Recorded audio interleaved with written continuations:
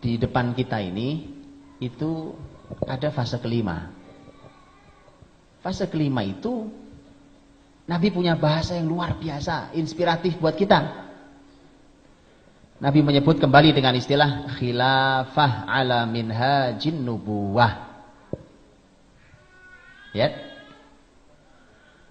Persis sama bahasa Nabi itu dengan Nabi menyebut fase 2. Jadi fase 5 yang di depan kita ini sama dengan fase 2. Khilafah ala minhajin nubuwah. Kalau Nabi menyebut dengan bahasa yang sama, ini kan lisan Nabi semua, dan lisan Nabi adalah lisan terbimbing oleh wahyu, maka itu artinya bahwa mari kita samakan. Yuk kita samakan sekarang nih keadaan kita yang diamanai Allah untuk menghadirkan fase 5 itu. Yuk sekarang kita samakan kita ini dengan fase 30 tahun yang waktu itu dikendalikan oleh para sahabat mulia Nabi SAW radhiyallahu anhu ajma'in. Kemudian juga generasi setelahnya itu generasi tabi'in yang oleh Nabi masih disebut sebagai khairun nasi qarni thummal ladzina yalunahum thummal ladzina yalunahum. Sebaik-baik manusia adalah generasiku, kemudian generasi setelahnya lagi dan generasi setelahnya. Itu masih generasi yang al-masyhud lahum bil khair. Jadi ada inspirasi besar bahwa ini harus menyesuaikan diri hari ini dengan generasi sahabat dan tabi'in. Baru akan hadir namanya khilafah ala minhajin nubuwah. Kalau makanya saya katakan dengan ini bahasa saya, Pak. Saya katakan dengan tegas bahwa mustahil antum ikut aturan Yahudi sampai ke khilafah. Itu mustahil, Pak. Betul kan? Karena khilafah ala minhajin nubuwah itu bahasanya persis sama dengan fase 2. Fase 5 ini fasenya fase 2 sama. Berarti tidak bisa pakai aturan yang lain. Berarti kalau mau menghadirkannya, generasinya harus pakai aturan Nabi SAW. Karena bahasanya ala minhajin nubuwah. Umpamanya, mohon maaf, umpamanya hari ini teman-teman saudara-saudara kita yang memperjuangkan kekuasaan termasuk di Indonesia ini melalui partai, umpamanya.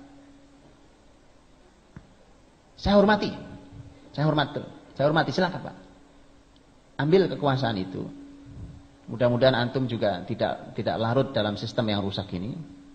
Perbaiki sistem negeri ini. Tetapi tidak akan pernah ideal. Tak akan pernah ideal. Apalagi sampai pada titik khilafah ala minhajin nubuwah. Enggak ada, Pak. Tak akan pernah sampai. Dijamin. Bagaimana mau sampai pada titik khilafah ala minhajin nubuwah pakai jalan Yahudi? Kan nggak mungkin kan? Loh, demokrasi pemilu ini adalah jalannya Yahudi.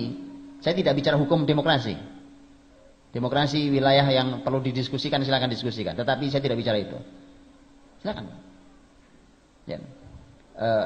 Ada juga sebuah tesis yang saya kira perlu untuk dibaca. Ini tesis bahkan diujinya di Gaza, negeri jihad, Pak.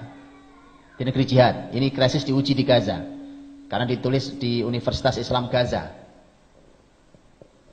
Judulnya adalah ini judul tentang masalah al-musyarakah as-siyasiyah fi dhillil anzimatil mu'asirah. Judul tesis.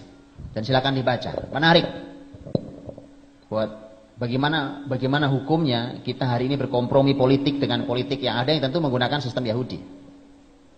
Itu dianalisa dengan analisa yang sangat menarik, kuat sekali dalilnya. Salah satu pertimbangan harus dibaca. Tapi bukan itu pembahasan kita.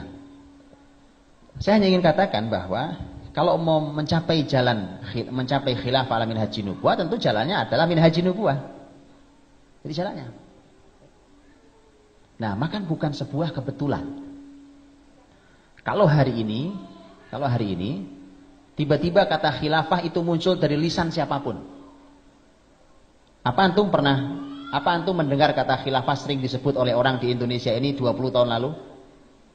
Sekarang tiba-tiba semua orang bicara khilafah. Apapun kelompoknya. Bicara khilafah. Sudah zaman ya. Allah ingin tunjukkan sudah waktunya. Tetapi PR-nya bukan nungguin kita, Pak. Kenapa kita harus nungguin? Kita orangnya, bukan kita nungguin. Cuma kalau kita mengatakan kita orangnya, mari menyesuaikan diri dengan konsep nubuah tadi itu, konsep Nabi Shallallahu Alaihi Wasallam.